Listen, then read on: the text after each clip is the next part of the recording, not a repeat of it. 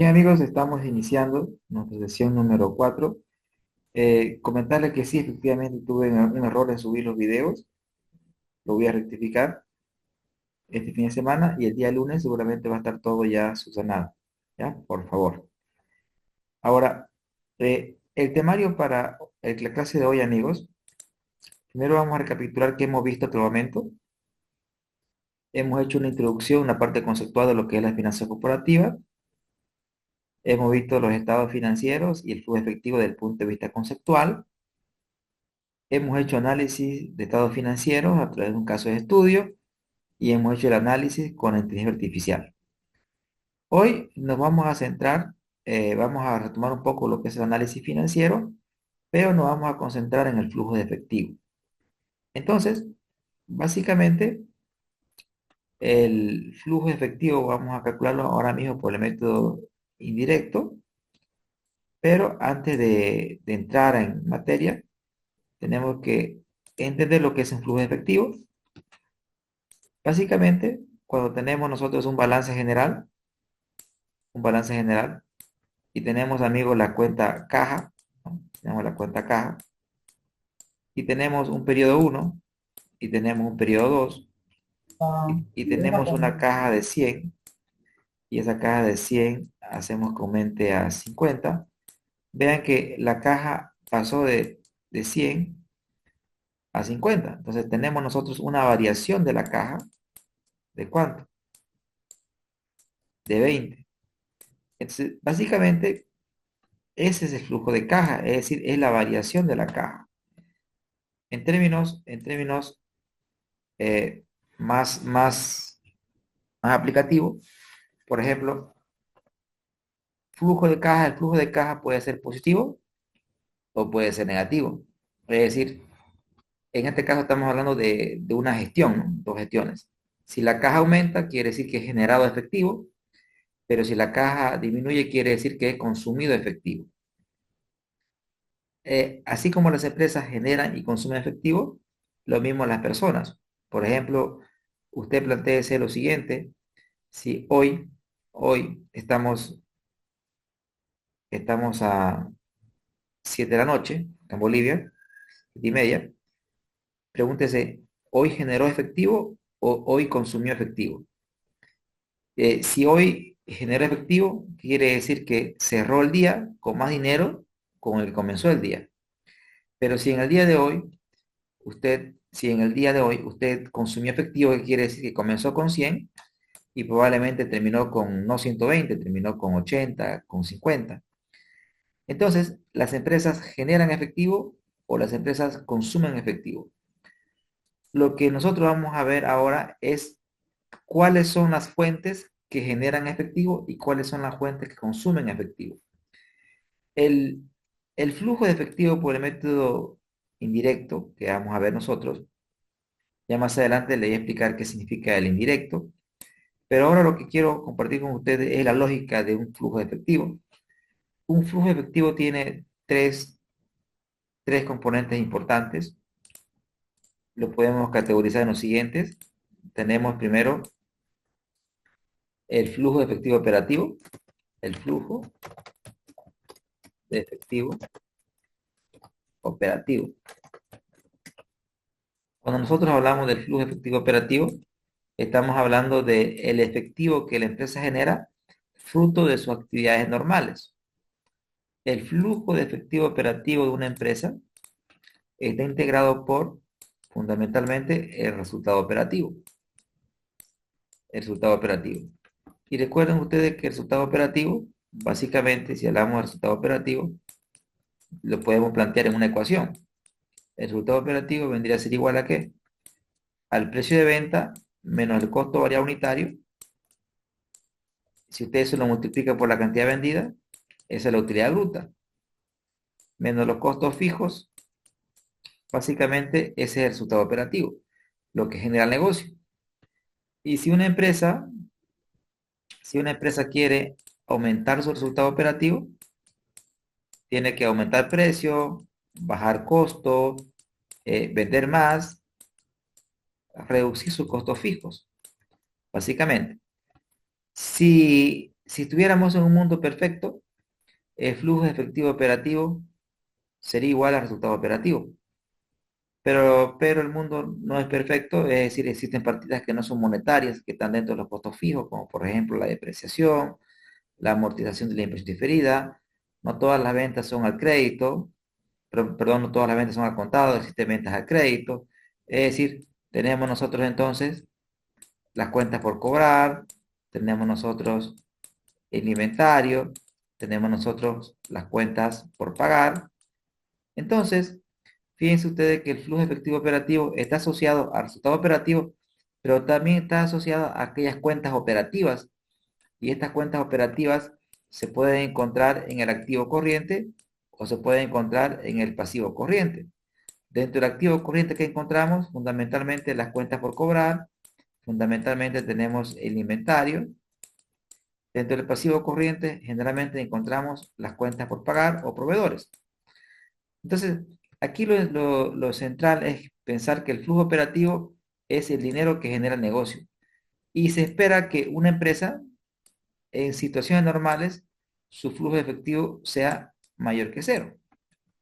Ahora bien, una empresa que crece, una empresa que crece, generalmente requiere inversiones. Una empresa que crece requiere inversiones.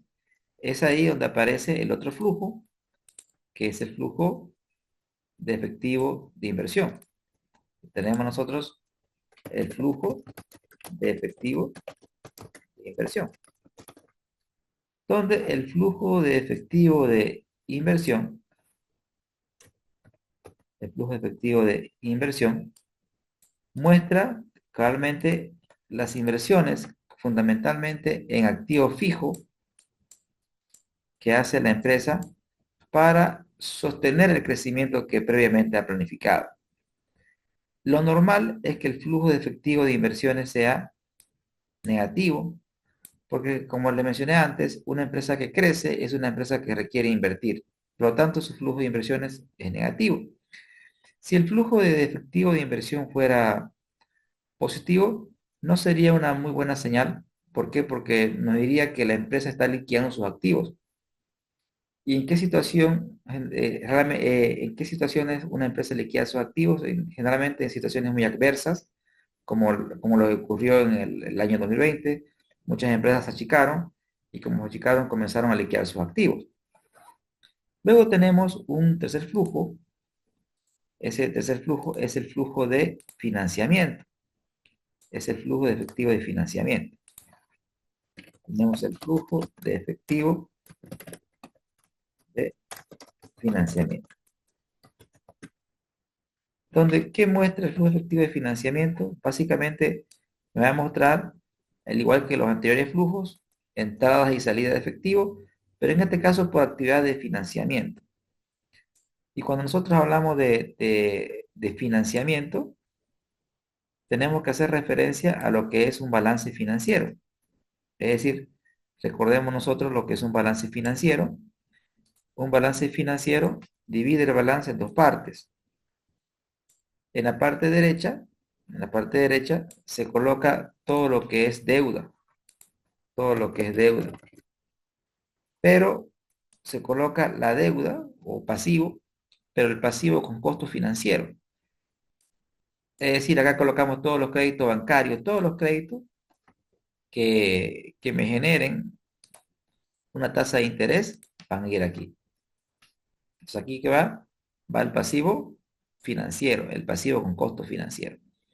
Entonces todo lo que es deuda, amigos, va a ir en el flujo de efectivo de financiamiento. Todo lo que es deuda va a ir en el flujo de efectivo de financiamiento. Y una corrección. Financiamiento. Ahí. Bien. Ahora, también tenemos nosotros el patrimonio, donde fundamentalmente en este ítem tenemos dos componentes fundamentales, ¿no? En el patrimonio nosotros tenemos ya sea el capital, ya sea el capital, y este capital es el aporte de los socios y las empresas pueden aumentar o reducir su capital. Y también aparece otro ítem que son los resultados acumulados. Recuerden ustedes que la empresa genera utilidad. Si la empresa genera utilidad, esa utilidad se puede ya sea o reinvertir en la misma empresa o la empresa puede decidir repartir dividendos. Entonces, ya sea las variaciones del capital y la reinversión de las utilidades forman parte del flujo de efectivo de financiamiento. Fundamentalmente, una empresa que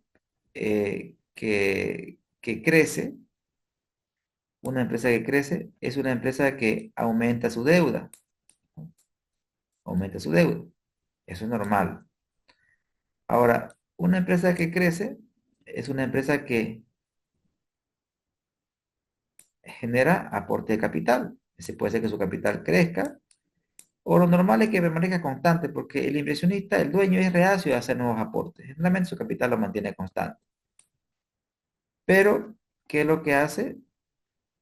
El patrimonio va a crecer de una empresa, es normal que crezca, pero el patrimonio va a crecer ¿por qué? Porque la empresa no reparte toda la utilidad, es una parte que se reinvierte. Es la parte que se reinvierte en la empresa hace que crezca el patrimonio. Entonces, en el flujo de financiamiento, generalmente, aquí puede ser positivo o puede ser negativo, depende de qué pese más, ¿no?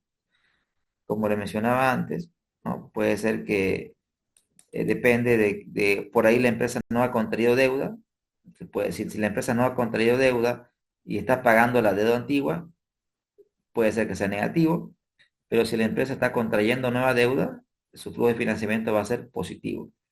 O sea, aquí los signos hay que analizarlos, ¿no? Pero aquí lo central es que quiero que entendamos que cuando hablamos de flujo de financiamiento, ¿qué tenemos que colocar?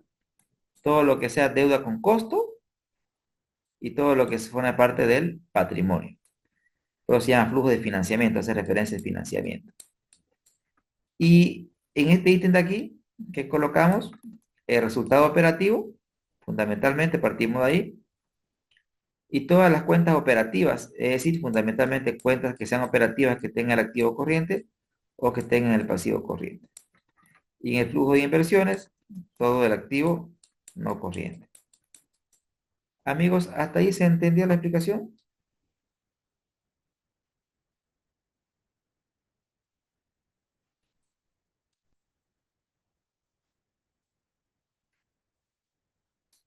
Gracias, Irene. Muy bien. Gracias, Irene. Muy bien, continúo.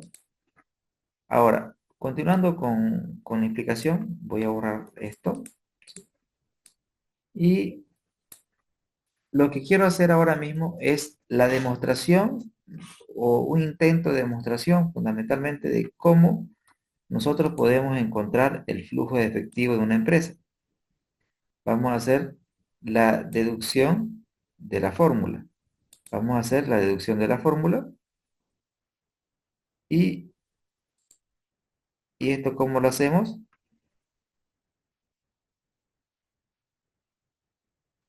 Esto cómo lo hacemos de la siguiente forma. Entonces, vamos al éxito. Miren, aquí tenemos la ecuación del balance, que es activo. El activo es igual al pasivo más el capital. Es una empresa que se está constituyendo. Voy a ocultar mi imagen y voy a checar esto para que no se vea. Ahí, ahí, para que no me ocupe espacio. Bien, ahí. Entonces, entonces tenemos ahí la ecuación contable donde es el activo es igual al pasivo más el capital. Si nosotros extendemos esta ecuación y decimos, ok, el activo también lo puedo escribir como activo corriente más activo no corriente. Y el pasivo lo puedo escribir como pasivo corriente más pasivo no corriente. Si una empresa está en marcha, entonces aparece el capital más el resultado acumulado. Es decir, ya estamos asumiendo aquí que la empresa está en marcha. Entonces, ¿qué pasa? De este que era un capital, ahora ¿esto qué es? Esto es un patrimonio. Amigos, ¿hasta aquí me entienden?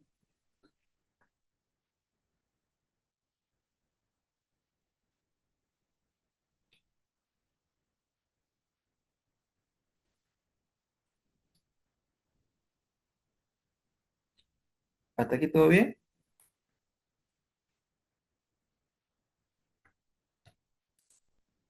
Sí, profesor, todo se entiende hasta el momento. Genial, listo, gracias. Ahora, si continúo con la explicación, ¿qué va a pasar? El activo corriente lo puedo desdoblar en caja más, más activo corriente a este disco, que básicamente, ¿qué es lo que significa esto? Recuerden ustedes que en el activo corriente tenemos fundamentalmente la caja, tenemos las cuentas por cobrar y tenemos el inventario. ¿Qué es lo que haciendo? Estoy sacando la caja afuera. O sea, la caja va a estar fuera. ¿Dónde qué me va a quedar? Solo me va a quedar estos dos componentes, que este lo voy a llamar activo corriente a este disco. ¿Estamos aquí, amigos? Pero todo esto aquí es el activo corriente. ¿Se entiende, amigos?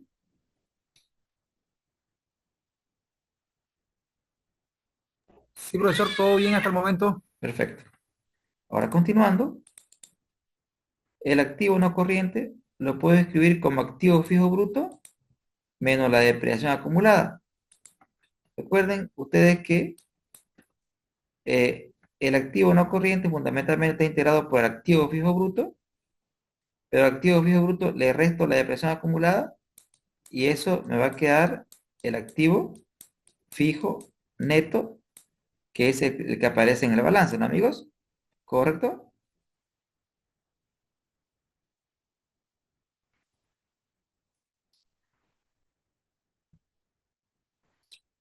¿Hasta aquí todo bien?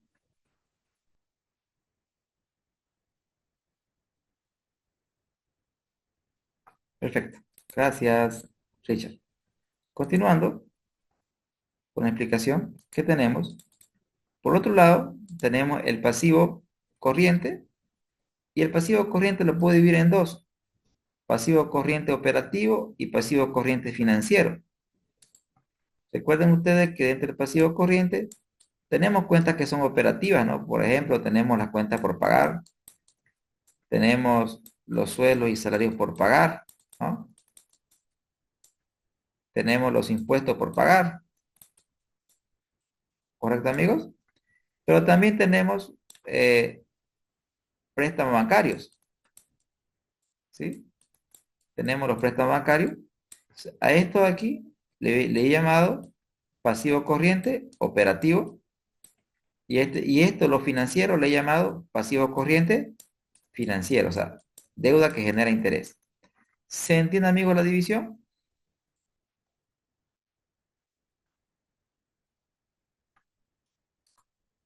Gracias, Enrique. Continúo. Gracias, Irene.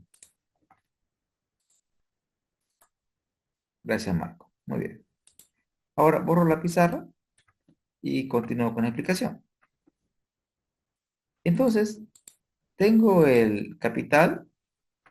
Ahora, al pasivo no corriente le he llamado pasivo no corriente financiero. Fundamentalmente, en el pasivo no corriente aparece todas las deudas que genera interés, más el capital, más el resultado acumulado. Hasta ahí no he hecho grandes cambios. Ahora, continuando con la explicación, voy a despejar caja. Si despejo caja, ¿qué es lo que va a pasar? Vea, resultado acumulado, simplemente lo estoy ordenando. Esto no cambia de signo. Dice que el resultado acumulado es positivo, sigue siendo positivo. La depreciación estaba acá restando, ¿no? Va a pasar a sumar a otro lado. ¿Qué más? Menos el activo corriente. El activo corriente estaba sumando aquí. Acá pasa a restar. Más el pasivo corriente operativo. Lo estoy copiando nomás. Menos el activo fijo bruto estaba sumando. Acá pasa a restar. Más el pasivo corriente financiero. Y lo tenemos. Más el pasivo no corriente financiero. Más el capital.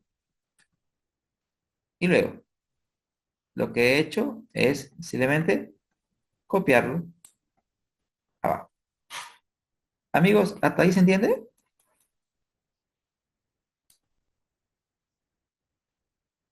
Sí, profesor, profesor, no puede quitar la barra horizontal de al lado, vertical, perdón. Allá, ahora sí, ya la quité. ¿Se ve mejor? Sí, profesor, muchísimas gracias. Perfecto, perfecto. Muy bien. Ahora, ahora miren ahora lo que voy a hacer. Le voy a agregar variación a todo, ¿sí? Vea que ese triangulito significa variación. Variación significa una diferencia entre dos cosas, ¿no es cierto? Por ejemplo, cuando dice la variación de caja es la diferencia del periodo uno menos el periodo 2. Ahora, le estoy aplicando variación a todo. Si le aplico variación a todo, veamos qué pasa. Vean, la variación de la caja, queridos amigos, de ahora en adelante le vamos a llamar flujo de caja. La variación de la caja, ahora que se llama flujo de caja. Igual, la variación del resultado acumulado le vamos a llamar utilidad neta. ¿Qué estamos asumiendo aquí, amigos?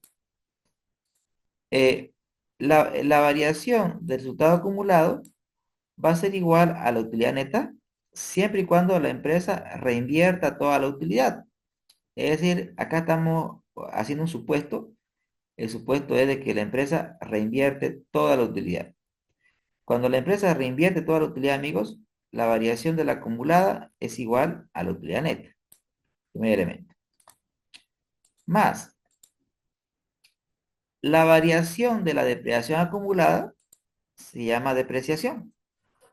Recuerden ustedes que la depreciación acumulada en una empresa en el tiempo va aumentando. ¿Pero por qué aumenta? Por la depreciación. Por la depreciación. Entonces, si usted hace la variación del resultado acumulado, perdón, de la depreciación acumulada, ¿qué es lo que va a encontrar? Va a encontrar la depreciación del periodo. Ahora bien, continuando, continuando amigos, miren, miren lo que voy a hacer. Acá estoy haciendo algo matemático. En este paréntesis, ¿qué es lo que estoy haciendo? Esto de aquí, estoy aplicando la factorización del signo. He colocado un menos delante y este menos delante va a hacer que este de aquí se vuelva positivo. Es delta del activo corriente a este disco. Y este de aquí que es más, se va a ver menos. Menos el delta del, del pasivo corriente operativo. ¿Se entiende, amigo, la operación matemática?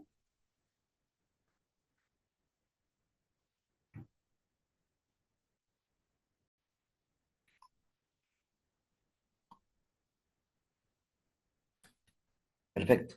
Gracias. Aquí tengo la respuesta de Irene. Muy bien. Perfecto. Gracias, Enrique. Perfecto. Ahora, vamos colocándole el nombre, ¿no? A esto se le llama, amigos, necesidades operativas de fondo. ¿Sí? Necesidades operativas de fondo. Entonces, y a todo esto se llama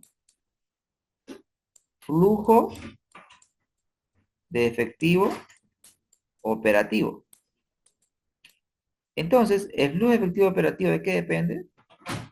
Del resultado de la gestión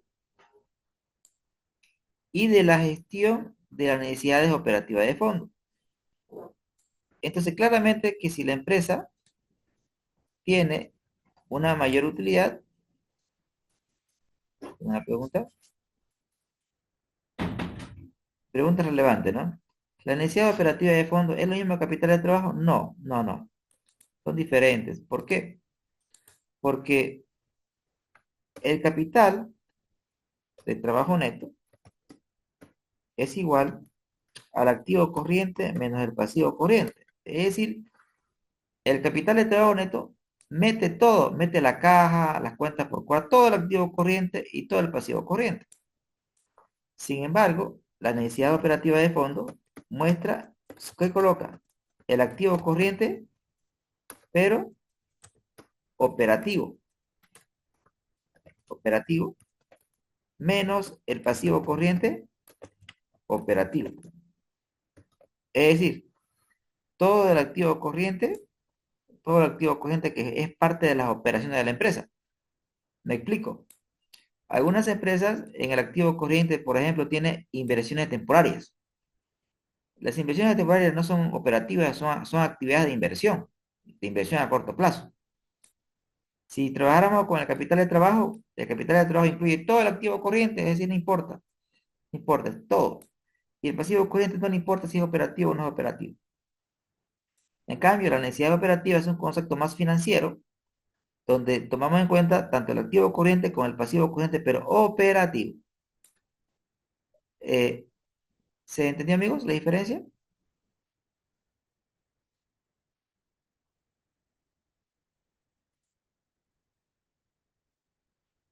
Excelente. Gracias, Enrique. Perfecto. Muy bien. Una vez que hemos precisado el concepto, ¿sí? Ahora continuamos con la demostración. Sí, hasta aquí. Entonces, si una empresa quisiera más flujo, pues claramente debería tener un mejor resultado, pero si bien el resultado hace que aumente su flujo, el incremento de las necesidades operativas hace que baje. Entonces, la idea es encontrar un equilibrio entre las cosas, entre los flujos. Esto de aquí, amigos, hace que el flujo aumente. Y esto de aquí hace que baje. Entonces, lo que tendríamos que ver es qué tiene más peso, si este señor o este señor. Algunas veces, no quiero decir en la mayoría de los casos, pero lo que sí les puedo decir que cuando las necesidades operativas de fondo son muy pesadas en una empresa, generalmente este señor es el que tiene más peso. ¿Y a qué me refiero esto? Que si las ventas de una empresa aumentan, si la venta de una empresa aumenta, tendríamos que ver qué aumenta más. Muchas veces el resultado crece poquito y esto de aquí crece mucho. En consecuencia, mi flujo de caja cae. Voy a explicar nuevamente esta parte porque es fundamental, esta parte, porque esto nos va a servir bastante en las proyecciones y cuando hagamos unas demostraciones más adelante. Entonces, nosotros decimos que si aumentan las ventas, entonces el flujo de caja también lo hace. Ceteris paribus. Esta respuesta suena tentadora, pero no es así nomás. Por ejemplo, si las ventas aumentan, este señor de aquí aumenta, claro que sí. Pero ¿qué pasaría si aumenta este señor más que las ventas? O sea, ¿qué quiere decir? Que esto incrementa, mejor dicho, más que el resultado. Entonces, fíjense ustedes, si la empresa es un desastre en la gestión de las cuentas por cobrar, del inventario, es un desastre negociando con los proveedores, es probable que un incremento de las ventas genere, en lugar de que suba el flujo, que baje el flujo. Pero si la empresa es eficiente y tiene un capital de trabajo, o mejor dicho, tiene una necesidad operativa de fondo liviana, puede ser que un incremento en ventas, ¿sí?, haga que este señor se incremente bastante y este señor lo haga un poco nomás. En ese caso, el flujo aumenta, amigos.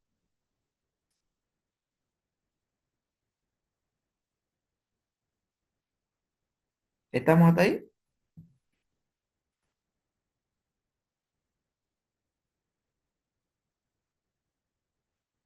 ¿Cuándo se da esta relación? ¿Cuándo sabemos que esto sí o sí se cumple? Cuando esto no exista. ¿Y cuándo esto no va a existir? No va a existir cuando la empresa no tenga cuenta por cobrar, ¿sí? Cuando la empresa no tenga cuenta por cobrar, cuando la empresa no tenga inventario, cuando la empresa pague al contado al proveedor. ¿Se entiende, amigos? En ese caso, se va a cumplir esta linealidad. Pero siempre y cuando la empresa tenga capital de trabajo, tendría que hacer un análisis y nosotros lo vamos a hacer. Tenga por seguro que nosotros lo vamos a hacer.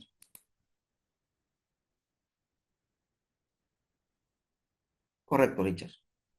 Correcto. Ahora, amigos, hasta aquí, ¿estamos bien?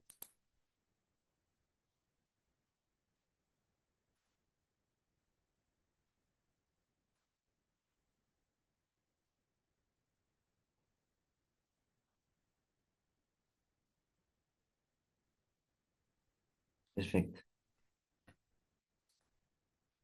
Muy bien, genial. Continuamos entonces. Perfecto. Muy bien. Entonces, una consulta que les hago a todos, amigos. Cuando, ustedes pueden ver la pantallita negra que estoy moviendo.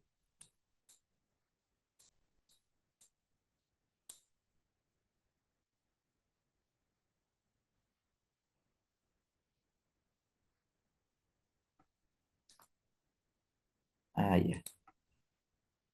Perfecto. Es que le digo porque el Zoom ha creado esta nueva versión, así que estoy dañando. Muy bien.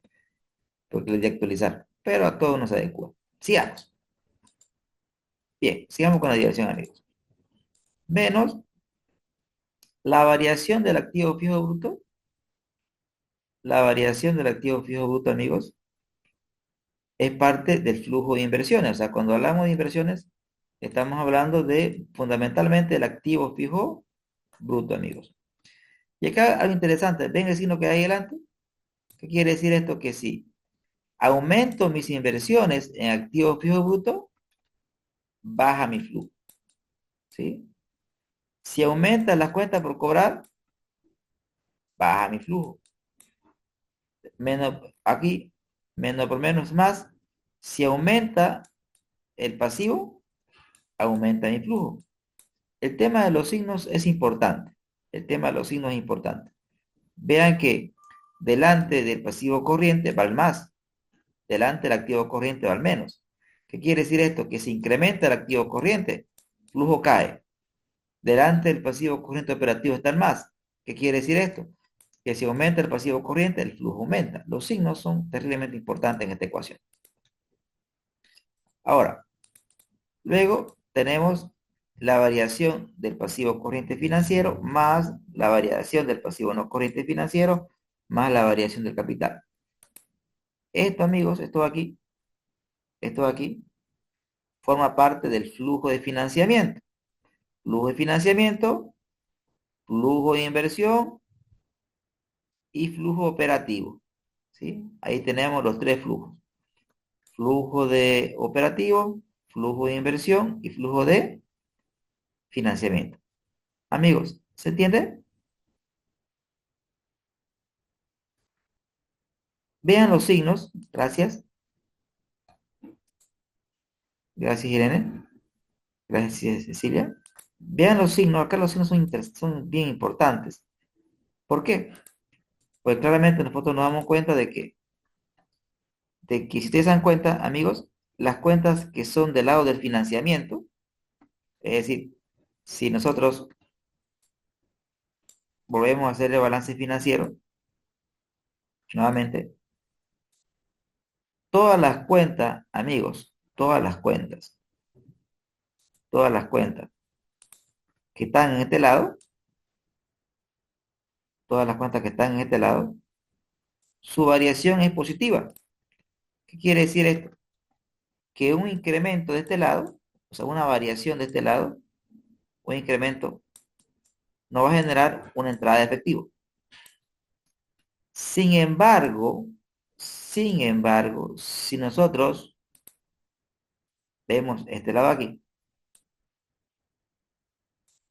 un incremento de las inversiones, un incremento de las inversiones, no va a generar una salida de efectivo. Entonces, Un incremento de mis inversiones genera salida. Un incremento en mi financiamiento genera entrada de efectivo. Amigos, ¿se entiende hasta aquí?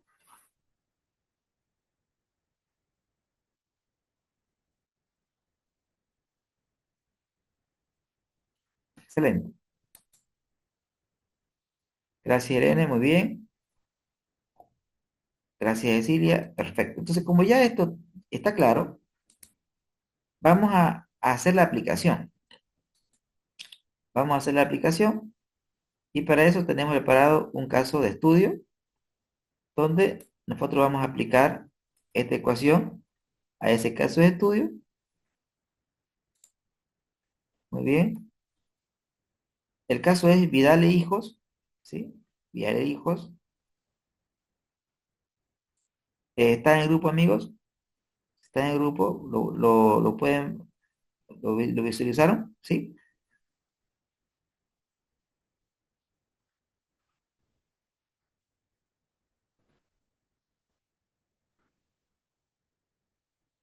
¿Lo encontraron? ¿Lo pasé al grupo?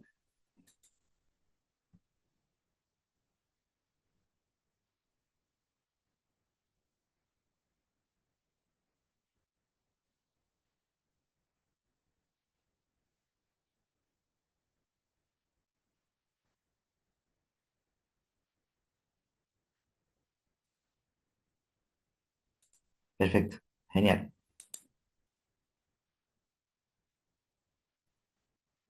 Es un PDF. Es un PDF. También lo voy a pasar por el chat de Zoom ahorita mismo. Lo voy a subir por el chat de... Sí, ahorita le voy a subir. Deme un segundo. Eh,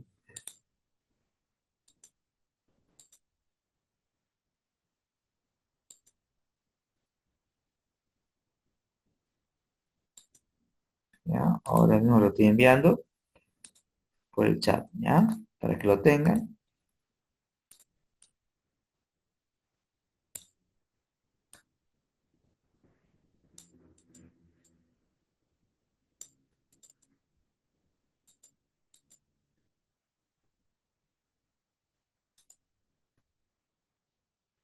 Si alguien lo podría compartir por el chat,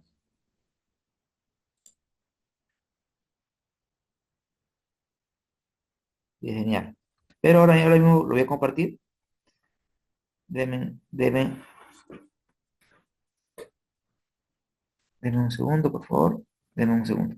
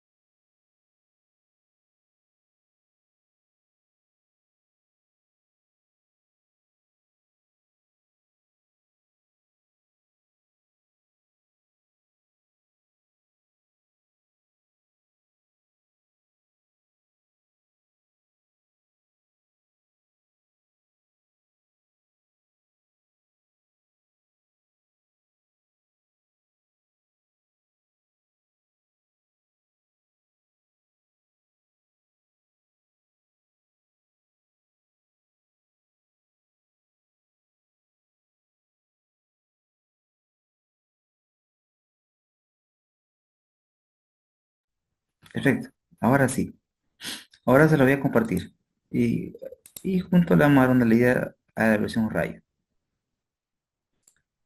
¿Lo pueden ver, amigos?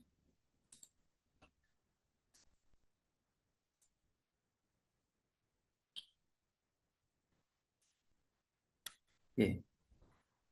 Ok.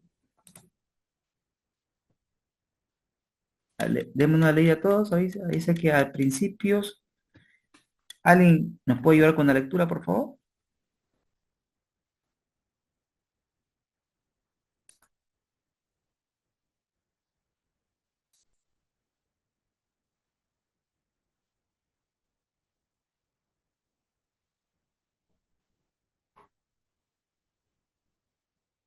¿O alguien nos puede ayudar?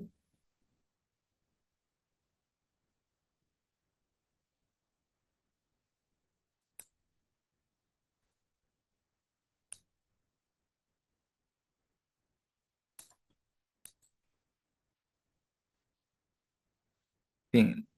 Leámoslo entonces los juntos. ¿Listo? A principio de enero de 1991, sentado frente al escritorio de su oficina, Javier Vidal, director general y fundador de Vidal e Hijos, analizaba y discutía con su hijo mayor los resultados económicos obtenidos el año anterior, y las perspectivas de la empresa para el año que comenzaba. Fíjate, Víctor, fue una buena elección entrar a este negocio. Hemos tenido un crecimiento continuado en las ventas durante los últimos años, manteniendo un margen sobre la venta y rendimiento sobre la inversión, es decir, marginando y siendo rentable. Las perspectivas para este año son mejores. Preveemos que las ventas crecerán un 32%, aumentaremos nuestros beneficios, con lo que podemos repartir dividendos. Después de todo, buena parte de la rentabilidad de la empresa debe quedarse en casa. ¿No te parece? Ni está contento porque va a crecer bastante y espera recibir dividendos. Víctor, director financiero de la empresa, compartía el entusiasmo de su padre. Sin embargo, estaba un poco preocupado por las necesidades de financiamiento para mantener el crecimiento de la empresa. ¿Recuerdan lo que hablábamos? El crecimiento demanda recursos. Esta preocupación era compartida por Francisco Vila, jefe de cuentas de Chase, Manhattan Bank, de un banco, ¿no? Del banco, con el que tenía relaciones desde el inicio de las operaciones desde el año 1981. Precisamente Víctor había acordado reunirse la próxima semana con Francisco para discutir una nueva ampliación de la póliza de crédito de la empresa que mantenía con el banco, hasta un límite de 700.000 pesetas. El límite actual era 500 millones, o sea, va a ser una ampliación de 200 millones de pesetas para poder hacer frente a la expansión deseada durante los próximos años. Víctor, que había sido compañero de colegio de Francisco, deseaba saber si existía alguna contradicción entre crecimiento, rentabilidad y liquidez de la empresa. Miren qué interesante, ¿no? Porque, amigos, es tentador decir, ¿no? O sea, miren, si incremento en ventas, debería mejorar mi liquidez, es decir, mejorar mi flujo, ¿sí? Y también debería mejorar mi rentabilidad, digamos, mi ROE. Y aquí la pregunta que se hace él es terriblemente relevante, porque dice, mire, ¿existía alguna contradicción entre crecimiento, rentabilidad y liquidez de la empresa? Era una pregunta relevante que él se hacía.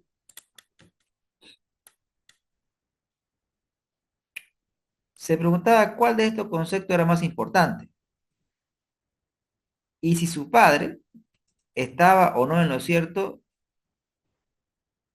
al creer que el beneficio era el mejor indicador de salud de la empresa. Su padre se iba por la utilidad, netamente, ¿no? Estas y otras preguntas rondaban en la cabeza de Víctor mientras preparaba su presupuesto de caja para el año 1991. Como base de la discusión de la ampliación, como base de la ampliación de la póliza de crédito convocada para la semana próxima, era la primera vez que Víctor se cuestionaba cómo valorar su empresa. O sea, no sabía cómo estaba, ¿no? O sea, no se refiere a valorar en términos de encontrar su valor, sino en ver cómo se encuentra la empresa. Antecedentes. Vidal e Hijos era una empresa familiar que se dedicaba a la distribución de telas al por mayor en Cataluña. La tradición textil, hilados, confecciones, teñido, había sido desde hacía mucho tiempo el motor industrial de la región. La familia de Vidal llevaba más de 90 años en el negocio, no habiéndose dedicado a la distribución hasta el año 1980.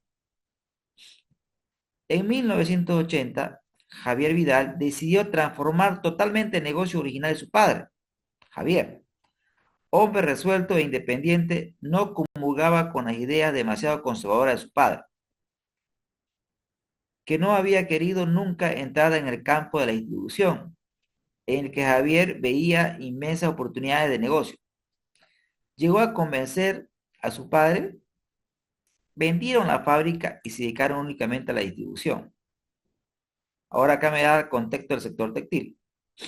El sector textil era un sector maduro. La demanda era muy sencilla de precio. Mira, qué interesante esto, ¿no? Si es maduro, quiere decir que las tasas de crecimiento son lentas. En un sector maduro no crece mucho. Y si es sensible al precio, quiere decir que existen muchos sustitutos. O sea, su elasticidad de la demanda, en términos absolutos, es mayor que uno. Muy bien, continuamos con el contexto. Y con bajo riesgo de innovación tecnológica. Estaba principalmente integrado por empresas familiares que se especializaban en algún tipo de producto, hilado, tejidos, siendo en su mayoría demasiado conservadoras como para integrarse en algún sentido. Es decir, no habría la amenaza de integrarse hacia atrás ni hacia adelante. Había cuatro estrategias competitivas básicas en este sector. Volumen, especializarse, o sea, volumen, ¿qué quiere decir? Liderazgo en costo, especialización en enfoque de nicho, productividad y la fragmentación, que quiere decir competitividad a través de valor añadido. Muy bien. Esto es un contexto más. La industria textil catalana había optado por esta última.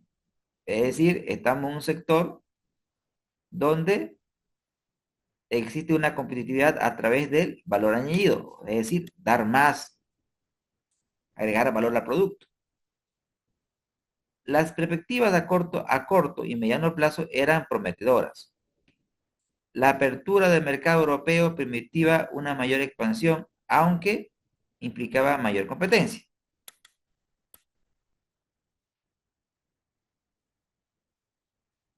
Muy bien. El sector de la industria de telas. La distribución de tejido estaba dominada por los fabricantes, que eran quienes escogían a sus distribuidores. Bien interesante. O sea, ¿qué quiere decir? Que había bastante poder de negociación del proveedor. El fabricante tenía poder para negociar. Definía a sus distribuidores.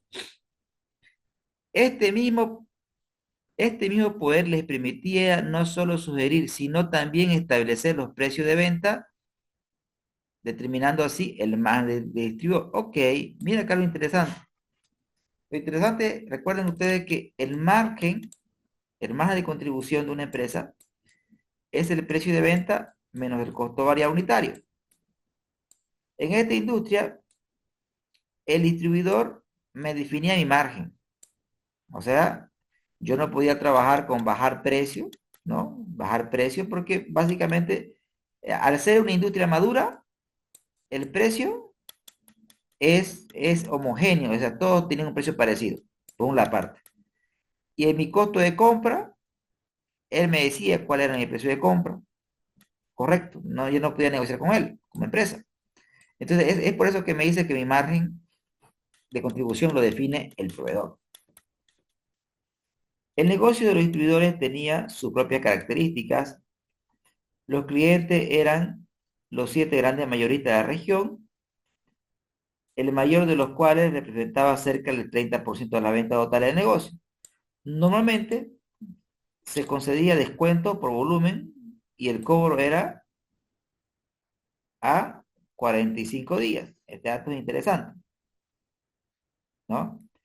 Es decir, el periodo promedio de cobro, amigos, ¿cuánto era aquí? 45, ¿no? Los proveedores conseguían un plazo a 30 días. Es decir, el periodo promedio de pago es de 30 días. Muy bien.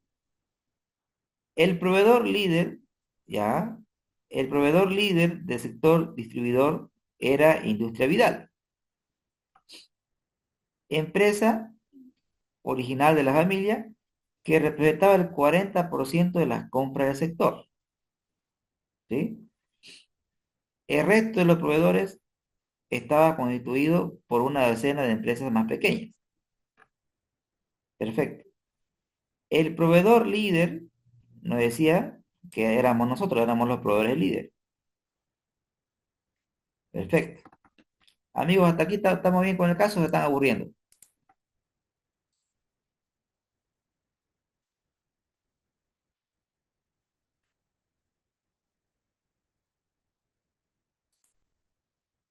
Gracias. Es decir, muy bien. Los proveedores conseguían un plazo a 30 días, esto lo leímos.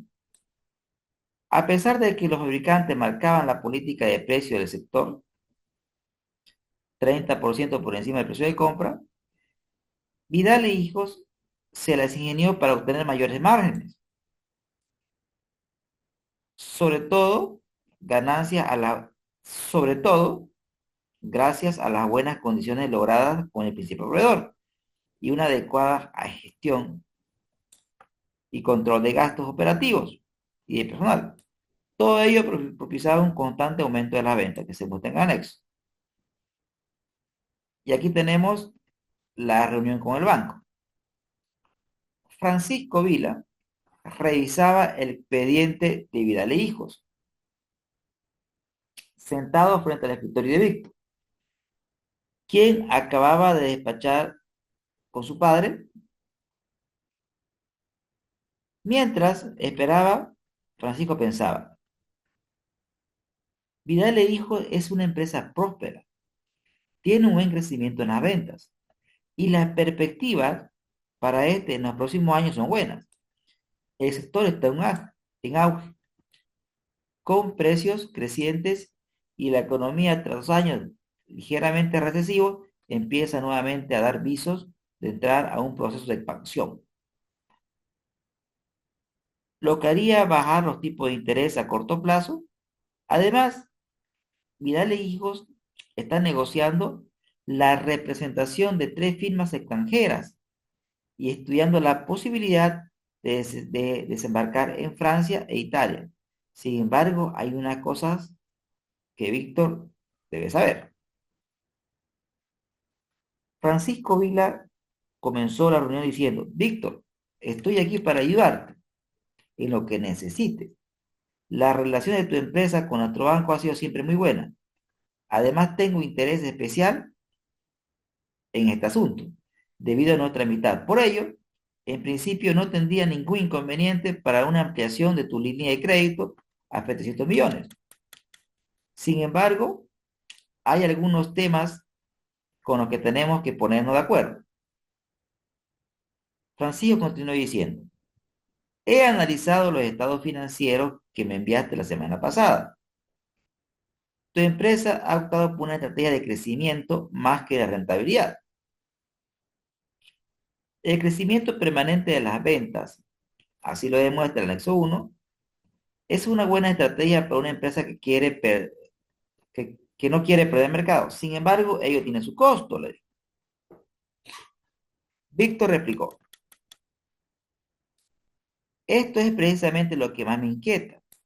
Hasta ahora, salvo por la presente necesidad de recurrir al banco para la ampliación de la póliza, no había percibido ningún desequilibrio financiero. O sea, cuando uno crece, hay dinero, no ve, digamos, las necesidades, pero ahora sí, cuando realmente ve que el crecimiento va a requerir más recursos de lo habitual, entonces ahí recién acudimos al banco. Quizás el mensaje más importante, señaló Francisco, sea recalcar la importancia del flujo de caja, el cual durante los últimos años ha sido negativo para la empresa. Miren lo interesante. Lo que el accionista realmente puede llevarse a casa es precisamente lo que tiene después de restar el beneficio. Veamos esta parte. Lo que el accionista realmente puede llevarse a casa es precisamente lo que obtiene después de restar el beneficio de las inversiones requeridas, el incremento de la necesidad operativa de fondos, etcétera. Es decir, está hablando del flujo de caja libre. ¿Sí? En resumidas cuentas, el dinero constante y sonante, tal cual. Además, a su vez,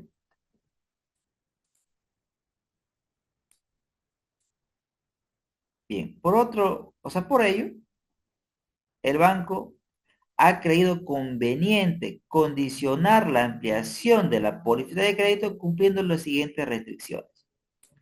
Es decir, no pagar dividendos, estricto control de gasto, fondo de maniobra positivo, endeudamiento menor al 70%, o sea, nivel de deuda menor al 70%. Entonces, esas eran las condicionantes que se le había dado. Y terminamos de leer para entender el caso, amigos. Un poquito de paciencia. Víctor comprendía mejor las posibilidades financieras de su empresa. Venía de despachar con su padre, quien le comentó que existía bastantes posibilidades de que D'Amico Distribuidores, su principal cliente, pusiera términos a sus relaciones comerciales con ellos. Caramba, ahí hay un peligro ahí, ¿no? Tenemos potencial pérdida de un cliente. Todo parecía un círculo vicioso. La empresa había incumplido sus últimas entregas por rotura de stock, ¿ya? Es decir, nuestro inventario no abastece nuestro crecimiento, ¿no? Debido a que Industrial Vidal no quiso enviarle más tejido hasta que le abonara una factura pendiente de hacía más de 30 días. Solo faltaba eso. Después de todo, Francisco le había explicado que estaba seguro de que las condiciones del banco serían aún más duras. Es decir, si esto pasara, las cosas se complicaran. Francisco lo escuchó con atención y dijo, sería conveniente que llegaras a un buen acuerdo con tu cliente. En todo caso, y de no ser así, las condiciones del banco para concederse la ampliación serían las mismas. Eso sí, supongo que para llegar a cumplirlas, la empresa tendría que hacer una ampliación de capital. Es decir, que si, que si no retiene al cliente, va a tener que hacer una ampliación de capital. ¿Estás seguro? Replicó Víctor, sin responder. Francisco solicitó una reunión para el día siguiente, en donde se revisarían los estados financieros.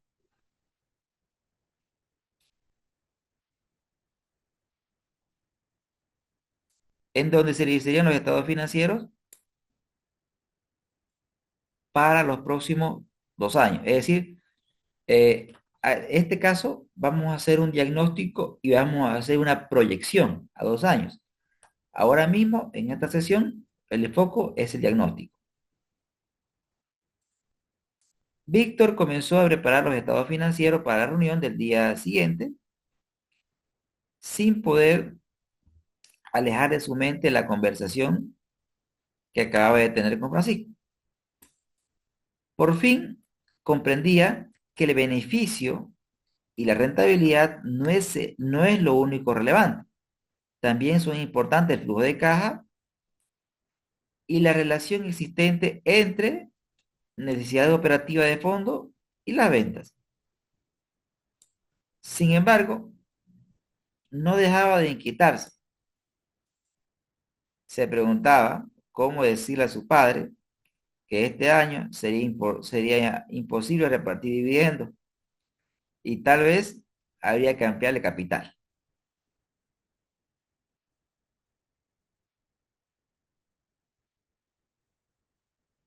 Amigos, ¿se entendió el contexto del caso?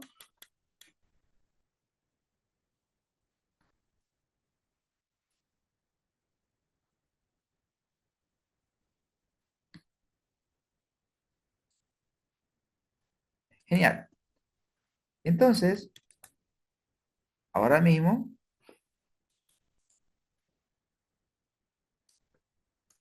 les voy a compartir el archivo de Excel del caso, que también ustedes lo tienen en el grupo. ¿Sí? Lo tienen.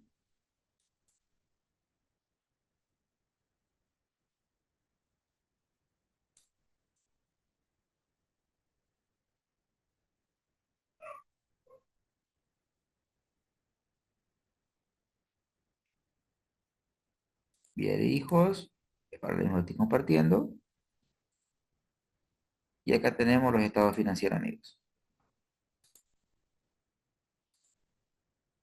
Compartir.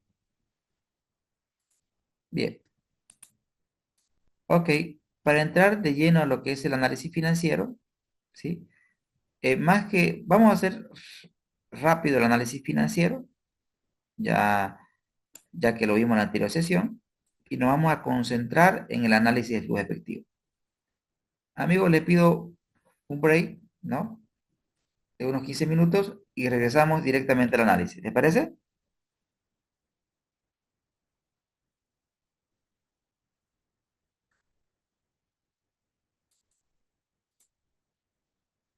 Perfecto. Entonces regresamos, amigos, en 15 minutos. Genial, gracias.